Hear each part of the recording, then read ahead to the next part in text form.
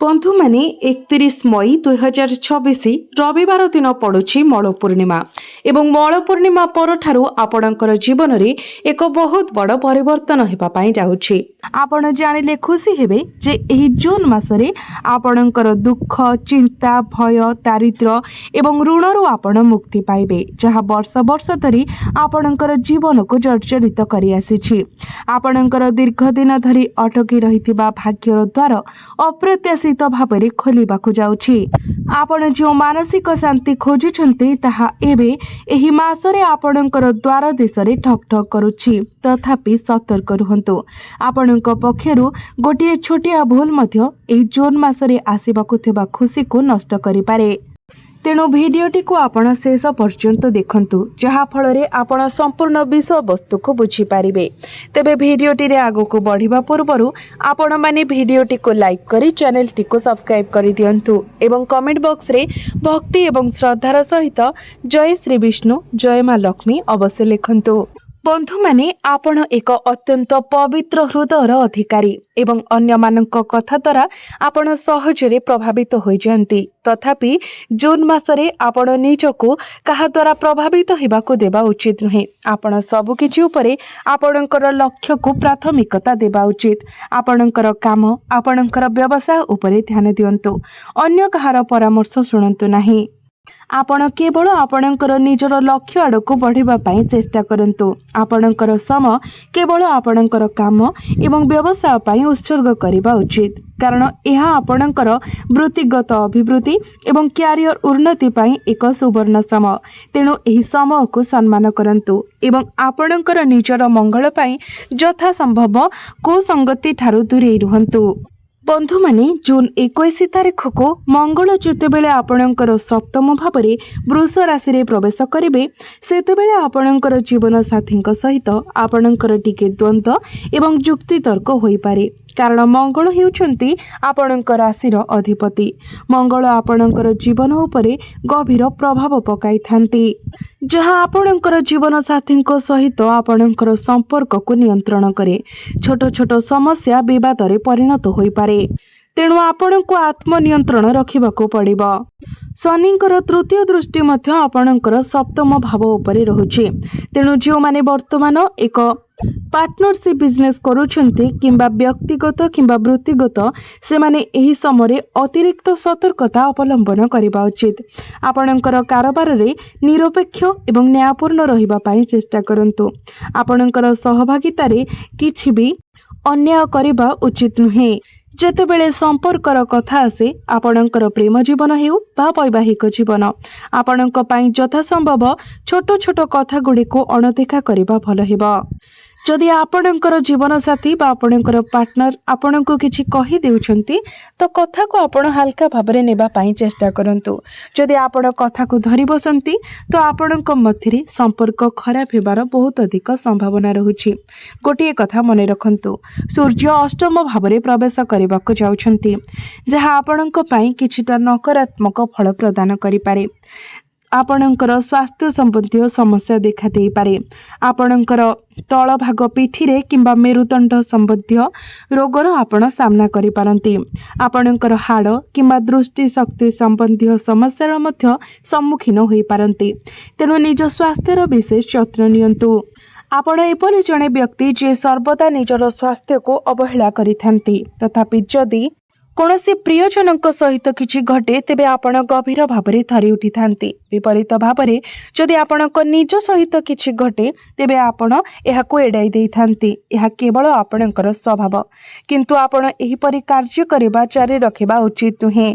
आपणको प्रकृत रे निजर स्वास्थ्य प्रति अधिक ध्यान देबाको पड़िबो, कारण जेतेबेले आपण सुस्थ रहिबे सेतेबेले आपण अन्य मानक प्रति आपणकर दायित्व को प्रभावशाली भावरे पूर्ण करि पारिबे। आपण पिला दिनरु दायित्व बहन करि आसुछन्ती। आपण क्वचित निज स्वप्न उपरे ध्यान देइछन्ती। बारंबार जेतेबेले आपणक पई किछि महान हासिल करिबा किंबा आपणकर व्यक्तिगत स्वप्न पूर्ण करिवार सुजोग आसे सेतेबेले किछि घरोई संकट किंबा पारिवारिक समस्या अनिवार्य भावरे आसी जाए, जहां आपणकर स्वप्न को परित्याग करने एवं दायित्वर भार नेबाको बाध्य करिथाए। आपण एपरि जणे जे आपणकर घरोई कर्तव्यर भार वहन करि चलिथांती। आपणकर निज स्वप्न मध्य आपणको बलिदान देबाको पड़े। तेबे बंधु माने जून मास मध्य किछि लोकंकर प्रकृत उद्देश्य आपणक निकटरे प्रकाश पाइबा पई जाउछि।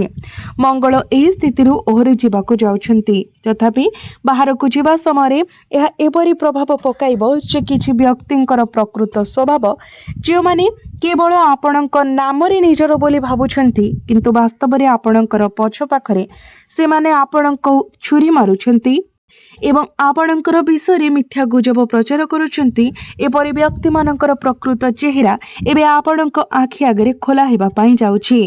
बंधु माने राहु आपणकर चतुर्थ भावरे गोचर करुछंती। आपणकर घर एवं पारिवारिक जीवन विषय विशेष करी आराम एवं सुविधा विषय आपणकर पाखरे किछि खर्च होई पारे जहा भविष्यत रे आपणकर बजेट को गुरुतर भावरे बाधा देति पारे। उदाहरण स्वरूप आपण एक महंगा गाड़ी किनि पारंती किंबा अन्य कोनोसी महंगा जिनिस किनि पारंती जहा आपणकर आर्थिक स्थिति को अस्थिर करि पारे। आपण निजको ऋण नेबाको बाध्य करि पारंती। एही मासरे अनावश्यक खर्च हेबार संभावना अछि। तेणु दया करे किछि आर्थिक सतर्कता अवलंबन करंतु। गोटिए सफलतार सीमा अछि। गुरु वर्तमान एक दृढ़ स्थिति रे अछंती। मु आरंभରୁ ଏହା ଉପରେ गुरुत्व देई आसुछि कारण वर्तमान विभिन्न प्रयास रे अनेक बाधा आसीछि। किछि कार्य समाप्तिर द्वार रे थिबा बेले मध्य भूल होई जाइछि। गुरुत्वपूर्ण मानसिक चाप मध्य देखा गुरु अष्टम भावरे अवस्थित हेबा एक साधारण घटना। तथापि मु शेष पर्यंत एक प्रतिकारक पदक्षेप कहिबी। तेणु वीडियो को शेष पर्यंत देखंतु। बंधु माने एही समग्र मासरे आपणको कुसंगति ठारू दूरेई रहिबाको पड़िबो। अनैतिक किंबा अवैध कार्यकलाप रे शामिल हुअंतु नाही। जेहेतु गुरु वर्तमान शक्तिशाली एवं सूर्य अष्टम भावरे प्रवेश करिवे तो आपण जो नकारात्मक कार्यकलाप रे लिप्त अछंती ता आपणको उपरे सीधा सड़क प्रभाव पकाइबो। तेनु यथासंभव कुसंगति एवं अनैतिक कार्य ठारू दूरेई रहंतु।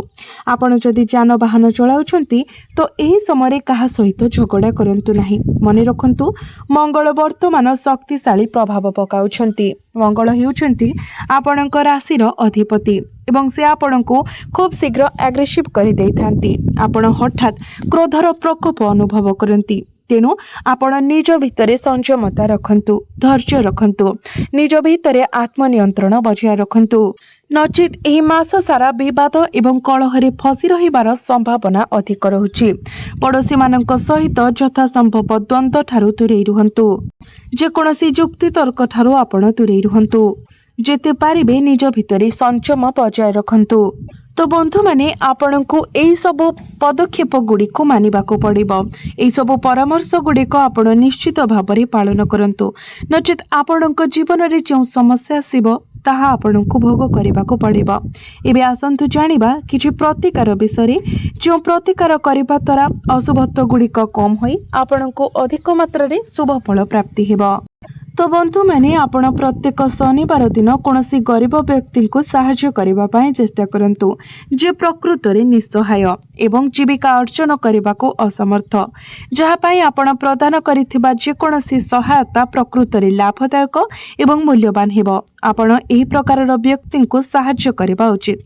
ताहा टंका माध्यम रे हेउ, खाद्य सामग्री आकार रे हेउ किंबा कोनोसी औषध हिसाब रे हेउ। जदि व्यक्ति असुस्थ अछंती सेमानंको आवश्यक औषध संग्रह करी जोगाई दियंतु। किंतु आपणकर यथा संभव आपणकर आर्थिक स्थिति अनुसार आपण सहाय्य करंतु।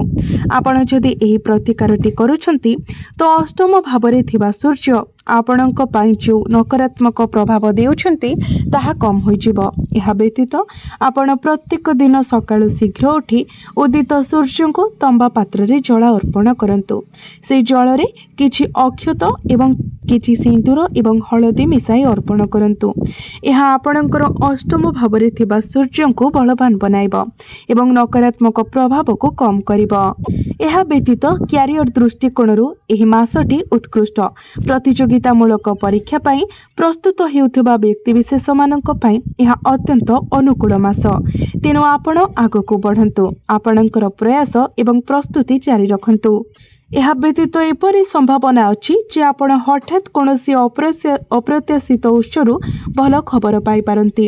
କାରଣ ଯେତେବେଳେ ଆପଣଙ୍କର ଭାଗ୍ୟର ପ୍ରଭୁ ବୃହସ୍ପତି ଅନୁକୂଳ ସ୍ଥିତିରେ ଥାନ୍ତି ଏବଂ ଶୁକ୍ର ମଧ୍ୟ ଏହା ସହିତ ସମାନ ହୋଇଥାନ୍ତି, ସେତେବେଳେ ଆପଣଙ୍କର ଭାଗ୍ୟରେ ଏକ ଗୁରୁତ୍ୱପୂର୍ଣ୍ଣ ମୋଡ଼ ଆସିଥାଏ। 10 କିମ୍ବା 100 ପ୍ରୟାସ ପରେ ପୂର୍ବରୁ ଯେଉଁ କାର୍ଯ୍ୟଗୁଡ଼ିକ ସଫଳ ହୋଇନଥିଲା ତାହା ଏବେ ଗୋଟିଏ ପ୍ରୟାସରେ ସଫଳତାର ସହ ସମାପ୍ତ ହୋଇପାରେ। ତେଣୁ ଆପଣଙ୍କର ପ୍ରସ୍ତୁତିକୁ ଜାରି ରଖନ୍ତୁ, ଆପଣଙ୍କର ପରିଶ୍ରମ ବଜାୟ ରଖନ୍ତୁ। କେବଳ ଏହା ମନେ ରଖନ୍ତୁ, ଶନି ବର୍ତ୍ତମାନ ଆପଣଙ୍କର ପଞ୍ଚମ ଭାବରେ ଗୋଚର କରୁଛନ୍ତି, ରେବତୀ ନକ୍ଷତ୍ରରେ ଗୋଚର କରୁଛନ୍ତି। ତ ଅଟକି ରହିଥିବା କାର୍ଯ୍ୟଗୁଡ଼ିକ ଆପଣଙ୍କର ସମାପ୍ତ ହେବା ପାଇଁ ଯାଉଛି। ତେଣୁ ଏହା ଆପଣଙ୍କ ପାଇଁ ପ୍ରକୃତରେ ଭଲ ଖବର। ଜୁନ୍ ମାସରେ ଏପରି ପରିସ୍ଥିତି ପ୍ରକାଶ ପାଇପାରେ ଯାହା ଆପଣଙ୍କର ଅଭିଜ୍ଞତାକୁ ବଢ଼ାଇବ, ଆପଣଙ୍କୁ ଭିତରୁ ଅଧିକ ଶକ୍ତିଶାଳୀ କରିବ। ଏହା ଆପଣଙ୍କର ଭବିଷ୍ୟତକୁ ପରିଷ୍କାର କରିବ, କାରଣ ଏହି ସମୟ ସମ୍ପର୍କର ଆବଶ୍ୟକୀୟ ଛାଇ ପାଇଁ ମଧ୍ୟ ଏକ ସମୟ ଭାବରେ କାର୍ଯ୍ୟ କରିବ।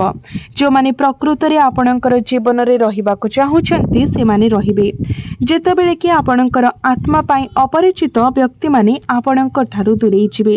ଏହା ପ୍ରକୃତରେ ଏକ ବହୁତ ଭଲ କଥା। ଗୁରୁ ଆପଣଙ୍କର ନବମ ଭାବରେ ପ୍ରବେଶ କରିବେ, ଆପଣଙ୍କର ଭାଗ୍ୟ ଭାବରେ ପ୍ରବେଶ କରିବେ, କର୍କଟ ରାଶିରେ ଉଚ୍ଚସ୍ଥ ହେବେ। ତ ଆପଣଙ୍କର ଭାଗ୍ୟ ଅତ୍ୟନ୍ତ ଶକ୍ତିଶାଳୀ ହୋଇଯିବ, ଯାହାଫଳରେ ସର୍ବନିମ୍ନ ପ୍ରୟାସରେ ମଧ୍ୟ ଆପଣ ଏବେ ଗୁରୁତ୍ୱପୂର୍ଣ୍ଣ ଉନ୍ନତି ଏବଂ ସଫଳତା ହାସଲ କରିବା ପାଇଁ ଯାଉଛନ୍ତି। ଥରେ ଆପଣଙ୍କ ପାଇଁ ବନ୍ଦ ହୋଇଥିବା ଦ୍ୱାର ବର୍ତ୍ତମାନ ଖୋଲିବାକୁ ଯାଉଛି। ପୂର୍ବରୁ 90% ଅଟକି ରହିଥିବା କାର୍ଯ୍ୟଗୁଡ଼ିକ ଏବେ ସହଜରେ ସମାପ୍ତ ହେବା ପାଇଁ ଯାଉଛି। ତେଣୁ ବନ୍ଧୁମାନେ ଏହି ସମୟର ସମ୍ମାନ କରନ୍ତୁ ଏବଂ ଏହାର ସର୍ବାଧିକ ଲାଭ ଉଠାନ୍ତୁ, କାରଣ ଗୁରୁ ଆପଣଙ୍କର ଭାଗ୍ୟ ଭାବରେ ଉଚ୍ଚସ୍ଥ ହେବେ। ତଥାପି ଆପଣଙ୍କୁ ସତର୍କତା ଅବଲମ୍ବନ କରିବା ପାଇଁ ପଡ଼ିବ, ଯେଉଁ ସତର୍କତା ଗୁଡ଼ିକ ମୁଁ ଆପଣଙ୍କୁ ପୂର୍ବରୁ ଉଲ୍ଲେଖ କରିଛି। ଏହା ବ୍ୟତୀତ ଏହି ମାସରେ ଆପଣଙ୍କ ଭିତରେ ଆଳସ୍ୟର ଭାବନା ଜାଗ୍ରତ ହୋଇପାରେ।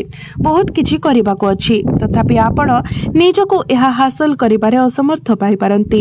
କାର୍ଯ୍ୟ କରିବାର ଆପଣଙ୍କ ମଧ୍ୟରେ ଆଗ୍ରହର ଅଭାବ, କାର୍ଯ୍ୟ କରିବାର ଅନିଚ୍ଛା। କିନ୍ତୁ ଏହି ସମୟରେ ଆପଣଙ୍କୁ ଆଳସ୍ୟକୁ ଯଥାସମ୍ଭବ ପରିତ୍ୟାଗ କରିବା ପାଇଁ ପଡ଼ିବ। ଜଣେ ବୃଦ୍ଧ କିମ୍ବା ବରିଷ୍ଠ ବ୍ୟକ୍ତିଙ୍କର ପରାମର୍ଶ ଆପଣ ପାଳନ କରନ୍ତୁ, ଯାହା ସମ୍ପୂର୍ଣ୍ଣ ଭାବରେ ଆପଣଙ୍କର ଭାଗ୍ୟର ଦ୍ୱାରଗୁଡ଼ିକ ସମ୍ପୂର୍ଣ୍ଣ ଖୋଲିବାରେ ଆପଣଙ୍କୁ ସାହାଯ୍ୟ କରିବ। ଶୁକ୍ର ମଧ୍ୟ ଆପଣଙ୍କର ନବମ ଭାବକୁ ଆସିଯିବେ, ଯାହା ଆପଣଙ୍କର ଆରାମ ଏବଂ ଭୌତିକ ସୁଖ ସୁବିଧାରେ ବୃଦ୍ଧିରେ ପ୍ରତିଶ୍ରୁତି ଦିଏ। ବନ୍ଧୁମାନେ, ଅତୀତରେ ଏପରିକି ଆପଣଙ୍କର ବିରୋଧୀମାନେ ମଧ୍ୟ ଆପଣଙ୍କୁ ବହୁତ କଷ୍ଟ ଦେଇଛନ୍ତି। ବିଛା ରାଶି ହେଉଛି ଅନ୍ୟମାନଙ୍କ ପ୍ରତି ବିଶାଳ ସମର୍ପଣ ଦ୍ୱାରା ବର୍ଣ୍ଣିତ ଏକ ରାଶି। ଆପଣ ଯେଉଁ ବି କାର୍ଯ୍ୟ କରନ୍ତି ହୃଦୟରେ କରନ୍ତି ଏବଂ ପ୍ରତିଦାନରେ କିଛି ଖୋଜନ୍ତି ନାହିଁ। ଆପଣ କାହାଠାରୁ ପ୍ରତିଦାନ ପାଇଁ କୌଣସି ଆଶା କିମ୍ବା ଇଚ୍ଛା ରଖନ୍ତି ନାହିଁ। କିନ୍ତୁ କ'ଣ କରାଯାଇପାରିବ, ଆପଣଙ୍କର ନିଜର କିଛି ଅଭ୍ୟାସ ଅଛି ଯାହାକୁ ଆପଣଙ୍କୁ ବଦଳାଇବାକୁ ପଡ଼ିବ। ଆପଣ ଅନ୍ୟମାନଙ୍କ ପାଇଁ ଯେତେ କାମ କରନ୍ତି, ପ୍ରତି ବଦଳରେ ଆପଣ କିଛି ପାଇବାର ସମ୍ଭାବନା କମ୍। ତେଣୁ ଏହି ମାସରେ ଆପଣ ନିଜ ପାଇଁ ଟିକେ ବଞ୍ଚିବା ପାଇଁ ଚେଷ୍ଟା କରନ୍ତୁ। ଆପଣ ଅନ୍ୟମାନଙ୍କ ପାଇଁ ବହୁତ ଦିନ ଧରି ବଞ୍ଚିଲେଣି, ଏବେ ନିଜ ପାଇଁ ବଞ୍ଚିବାର ସମୟ ଆସିଛି। ଆପଣ ଯେତେ ପ୍ରୟାସ କରନ୍ତୁ, ଆପଣ ପ୍ରତି ବଦଳରେ କିଛି ପାଇବେ ନାହିଁ, ଏହା ଏକ ତିକ୍ତ ସତ୍ୟ। ଯଦି ଆପଣ ଏହି ବାସ୍ତବତାକୁ ଗ୍ରହଣ କରନ୍ତି, ତେବେ ଏହା ହିଁ ସର୍ବୋତ୍ତମ ହେବ। ଜୁନ୍ ମାସ ଆପଣଙ୍କ ପାଇଁ ଏକ ପ୍ରକୃତରେ ଆଶୀର୍ବାଦ ପ୍ରମାଣିତ ହେଉଛି। ତେଣୁ ଆପଣ ନିଜର ଲକ୍ଷ୍ୟ ପଥରେ ଆଗେଇ ଯାଆନ୍ତୁ, ଅନ୍ୟ ସବୁ କଥାକୁ ଆପଣ ପଛରେ ପକାନ୍ତୁ, ତାହା ହିଁ ଆପଣଙ୍କ ପାଇଁ ମଙ୍ଗଳ ହେବ।